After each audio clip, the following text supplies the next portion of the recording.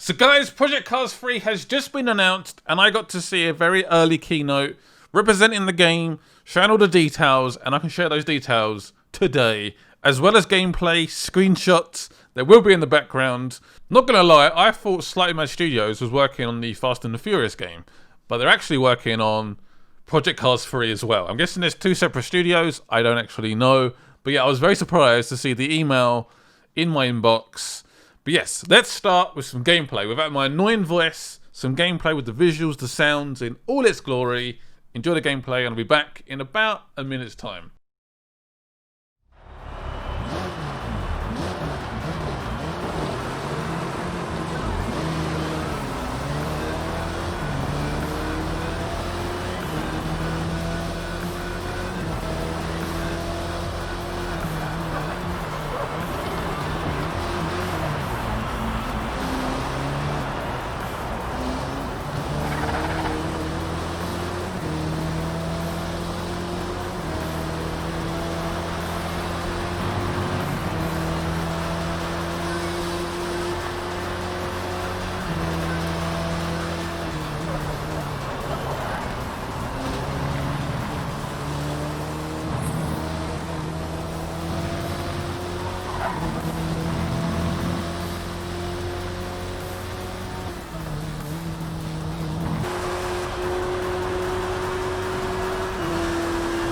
Final lap. Try and take that position.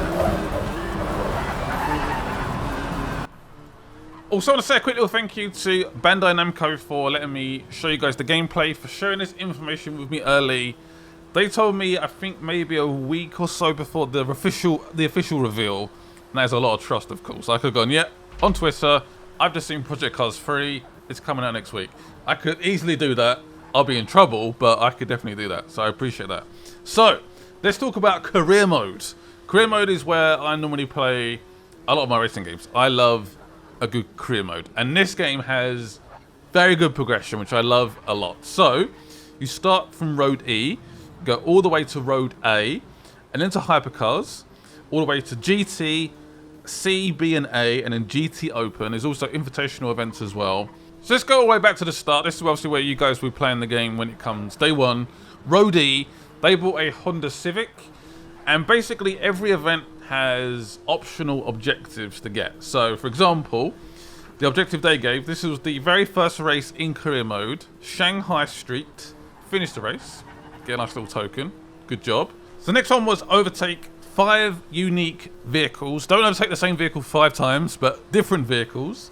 Earn 1,000 action points. So in career mode, I believe you get so much XP from just overtaking, doing clean overtakes, having clean sectors, fastest sector, a clean lap overall. You're constantly getting rewarded for what you're doing on screen, which is awesome. Also, there's plenty of options in terms of difficulty. So legendary AI, you can set them to be super aggressive.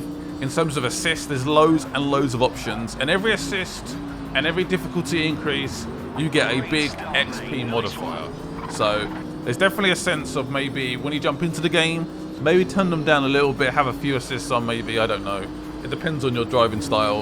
And then as you progress through career mode, start turning those off and your XP will go up more aggressively. Yeah, so now we have those 3 tokens. You need 20 tokens to unlock Road D, which obviously is the next tier. Or, if you have the credits available, you can basically buy the next tier for 2,500 credits. It's all up to you. I did notice a few interesting modes in career mode. So we had Hot Lap. The example was Havana, a 122, and you get a gold. So obviously you get more tokens if you do that. I noticed Pace Setter. I've got no idea what that is. I just saw it on the keynote. I was like, that's interesting. And we had Breakout, and also you have a championship mode as well. And obviously the standard races. So yeah, really interesting to see what those modes are and how they change up the career mode. Of course, you eventually lead on to invitational events. That is, for example, having 50 clean races or winning 30 career races, and those invitational events will unlock as you progress, but do require certain cars. For example, the Lotus Type 38 Ford, which is the first, I think, rear engine car to ever win the Indy 500. So that's, yeah, a bit of a hint as to what the invitational events might be. Bathurst was an event as well. So that was for winning 30 events with a Japanese car, and Spa was for winning 50 career races, clean races by the way. So Spa is also available. There is a lot of tracks in this game. Bannerflay, which I believe is a Scottish track, I might have said that completely wrong. A Monument Canyon, Alton Park, which is a classic UK circuit. Fuji, Interlagos, which is Brazil, the Brazilian track for F1. Bathurst, which I've said already. Spa, Indianapolis, which is the Indy 500. Some very exciting tracks indeed, and I'm sure there's going to be more announced, of course, in the future. No doubt about that. Right, so we did briefly touch on upgrades. So when they were going through the upgrades, I did spot a GT86 and R34. Ooh! But there's a big focus on upgrading, because you can turn, for example, the Honda Civic into a much quicker car with upgrades. So I noticed tyres, brakes, weight reduction, bodywork, air intake, I can't read my writing, camshaft, fuel injection. So for example, they changed the tyres. The Honda Civic was a 261. It got turned into a 306, which basically turns it into a D-class vehicle with one tyre change. So they changed the tyres from stock to race tyres, and there we go. The numbers went up pretty aggressively. So you can keep your car. If you like a particular car, you can keep upgrading it for career mode. Very nice. So in terms of visuals, I didn't notice any actual body customization, but I did notice tyres, rims, and number plates. The liveries are awesome. There's lots of decals, actual manufacturers in the game, lots of different just customization options in terms of the liveries. I saw some really cool designs. So there's a lot of customization on that side, but I didn't see any actual bodywork, I guess sort of Need for Speed customization as such. So next up, we're going to touch on multiplayer. So there is a quick play option, so you guys can jump into a game nice and quickly, jump in. That's probably the quickest way to join a race. There is scheduled events, so that'll be a select tier of vehicle, a select track, and then you'll be put into groups based off your safety record, your maybe your level in game, your experience, and you'll be split up into different categories, different races, and you can basically be set off into the world. Also, there's custom lobbies. I believe I saw up to 31 AI, which is impressive. Wow. So custom lobbies, so you can set the track, the tier, get your friends involved. Perfect. I don't tend to play multiplayer that much, but esports is obviously getting bigger and bigger, especially with F1 recently as well, which I've noticed. F1 is getting big online. Also, I want to emphasize they've done a lot of work with the controller. There was a lot of feedback from the previous games that it was quite a hard game on controller. They've overhauled that completely with the assists and just tried to make it as accessible as possible. Also, we like the fact the gameplay definitely now has that sort of camera shake. The motion blur seems a little bit more intense. You do ever get that sort of motion of speed and aggression as you try to overtake or you're going at a high speed, which maybe the previous games lacked. A lot of racing games do this, where you're moving at 250 miles an hour or something insane, and you feel like you're going 50. It doesn't have that sense of speed. This definitely has more of a sense of speed for sure. So I hope you guys enjoyed seeing Project Cars, the gameplay, the B-roll in the background.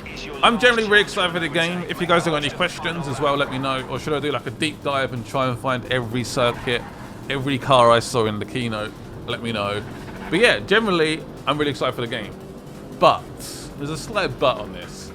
I feel like I might have wanted to just wait until next gen. So maybe release the game next year, late 2021, and then release it when we have a new gen consoles. I feel like they're probably maxed out the current consoles with Project Cars 2. So yeah, I don't know. Maybe that's how I feel a little bit. It would be nice to maybe wait and have like a proper next gen racing game. But overall, there's definitely some really good improvements. I love the graphics. There's definitely an improvement in graphics. I know I just contradicted myself a little bit, but the AI has definitely got better.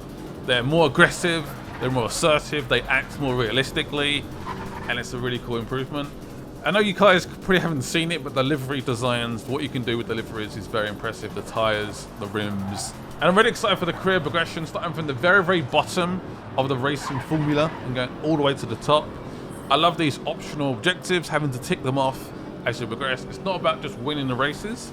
Obviously if you win a race, you get loads of XP, lots of money, of course, lots of credits, but you have to do these optional objectives to really progress through career mode. And there's different ways to do that with the money or with these tokens. But yeah, very, very exciting. Cannot wait to hear more about Project Cars 3. Hope you guys enjoyed the video. Give it a like, give it a comment. Are you guys excited for Project Cars 3? Let me know. And I'll see you guys soon. Bye-bye.